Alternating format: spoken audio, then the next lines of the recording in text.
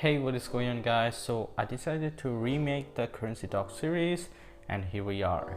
Today's video will be about hyperinflation. I will try to simplify this thing as much as I can. So without any further ado, let's get right into it.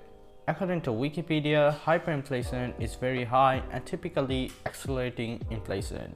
What it does is that it decreases the value of the local currency as the prices of goods go up. Economist Michael K. Salemi says that hyperinflation is generally used to describe episodes when a country's monthly inflation rate is greater than 50%. What it means that if you buy an item worth $1, it will cost you $130 on the next year. There are mainly two reasons for hyperinflation. The first one is an increase in the money supply. This happens when a country's government begins printing money to pay for its spendings.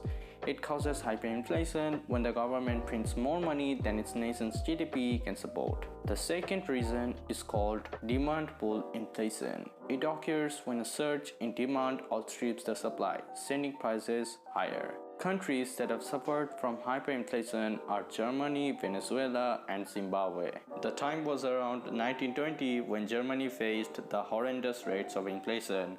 From the outbreak of the war until November 1923, the Central Bank of Germany had issued 92.8 quintillion paper marks. That's a big number. In that period, the value of the mark fell from about 4 to the dollar to 1 trillion to the dollar. I can't even comprehend the number of zeros a trillion has. At that time, the inflation rate was 20.9% per day. What it means that the prices of everyday items doubled every 4 days, causing people to live in abject poverty. Zimbabwe had hyperinflation between 2004 and 2009. The government printed money to pay for the war in the Congo. Also, droughts and fund confiscation made food a scarce item. As a result, hyperinflation was worse than in Germany. The inflation rate was 98% a day, what means the prices were doubling every 24 hours.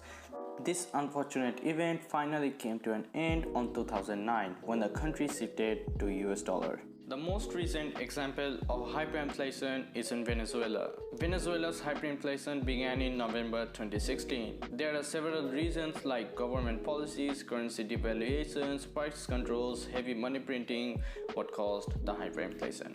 At one point, the monthly inflation rate was 233%. The ongoing hyperinflation crisis is more severe than Zimbabwe had in the late 2000s. At the end of the day, hyperinflation still benefits some people. The first ones are those who took out loans and find that higher prices make their debt worthless by comparison until it is virtually wiped out. The second ones are exporters. Devaluation of their local currency makes exports cheaper for them.